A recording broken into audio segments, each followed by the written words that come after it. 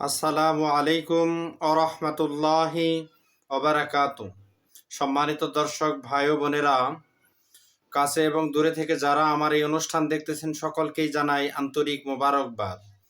আমি মুফতি মোহাম্মদ জহিরুল ইসলাম আজকে আপনাদের সামনে আলোচনা করব, স্বপ্নে যদি আমরা স্ত্রীকে তালাক দিতে দেখি তাহলে এর কি ব্যাখ্যা হবে।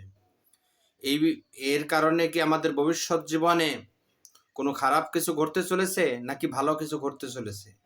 আসুন আমরা জেনে নেই স্বপ্নের ব্যাখ্যার নির্ভরযোগ্য কিতাব থেকে। স্বপ্নের ব্যাখ্যার সবচেয়ে বড় ইমাম আল্লামা মুহাম্মদ ইবনে সিরিন রহমাতুল্লাহি আলাই বলেন, স্বপ্নে যদি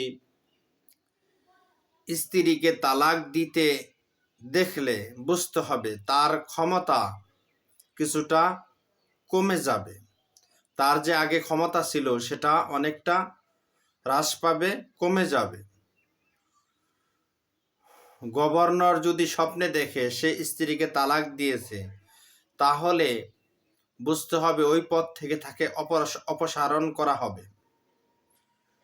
এই স্বপ্ন যদি কোনো কারিগর দেখে, যে কোনো ধরনের কারিগর বা শিল্পী বা পেশাজীবী দেখে, তাহলে সে তার পেশা ছেড়ে দেবে। কোনো ব্যক্তি যদি দেখে যে তার স্ত্রীকে তালাক দিচ্ছে, তাহলে সে যে কাজ করে সেই কাজ সে ছেড়ে দিবে, অন্য কাজে লিপ্ত হবে। আশা করি আমরা সকলেই বুঝতে পেরেছি। যদি কেউ স্বপ্নে দেখে সে অত্যন্ত অভিমানী, বুঝতে হবে সে লোভী হবে, লোভ তার ভিতরে বাসা বাঁধবে। স্বপ্নে অভিমানী দেখলে, স্বপ্নে জিনা করতে দেখলে বুঝতে হবে সে খেয়ানাতকারী হবে, সে আমানত রক্ষা করতে পারবে না, আমানতের খেয়ানাত করবে।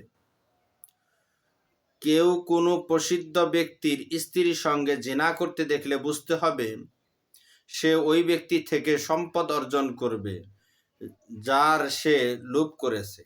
যদি কেউ দেখতে পায় প্রসিদ্ধ কোনো ব্যক্তির স্ত্রীর সাথে সে সহবাস করতেছে, তাহলে বুঝতে হবে সে ভবিষ্যতে কোনো এক ব্যক্তির কাছ থেকে সম্পদ পাবে, যে ব্যক্তির সম্পদের লোভ সে করেছে, অথবা যে ব্যক্তির স্ত্রীর সাথে সহবাস করেছে সেই ব্যক্তির কাছ থেকেই সম্পদ পাবে।